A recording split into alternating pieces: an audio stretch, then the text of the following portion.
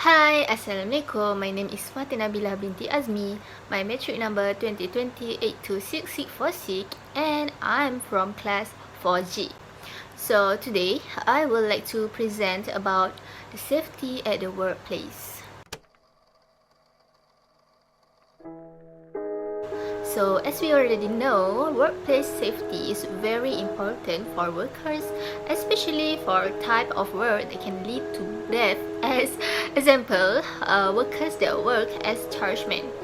Okay, let's imagine what will be if the electric box explodes. Yeah, of course, that workers will burn to death. But there's a way that the workers can do to avoid from the sudden death. They can wear safety clothes and also safety helmet. By wearing those, their level of safety can be increased and the possibility for getting sudden death can be decreased. Their employer also should take note about their workers. What's the use of workers' contract if the employer doesn't care at all about their workers? To relate with my topic that I want to present today, I want to explain more about one article that I already searched before. Its title are Many Employers Still Not Heeding Workplace Safety. In that article, it tells about a teacher that died while inspecting the plumbing system at the school. He fell from the balcony of the first floor of a building. Another case that I found in the article is about a factory worker from Sabah who sustained an injury after the machine he was handling exploded. His employer wasn't offered any aid for him. It shows that his employer doesn't sympathize at all towards the workers.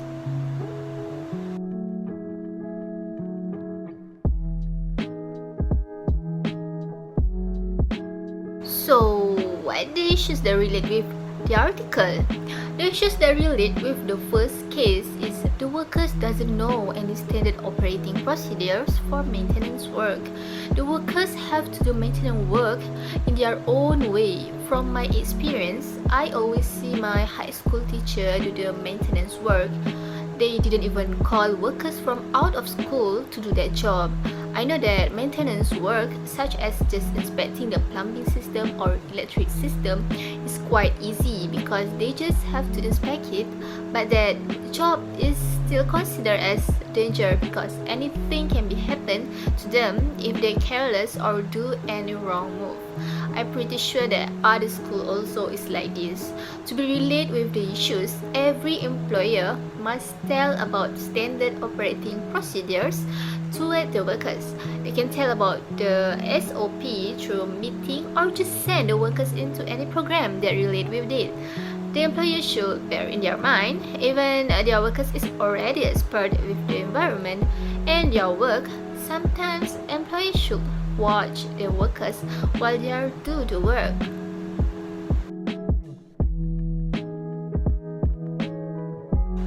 Another issue that relate with the second case is the employer didn't provide any aid for their worker when the accident happens.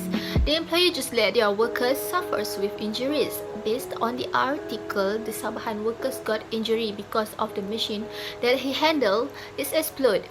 Actually, employers should be responsible when the workers got injury. At least they must help by paying for the hospital bills.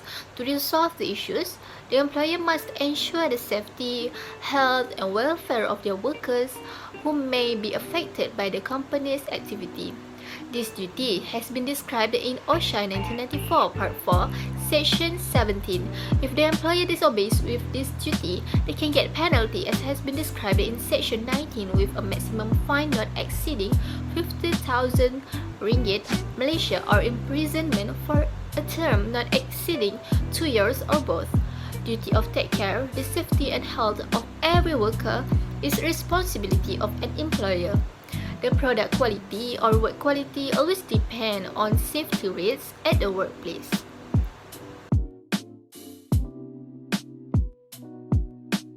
So, what the best solution to resolve all the issue? The best solution to resolve the issue that related to employers not provide any standard operating procedures for maintenance work, or we call it as SOP, is the employer should provide information and training to their employee so that the maintenance work can be done safely.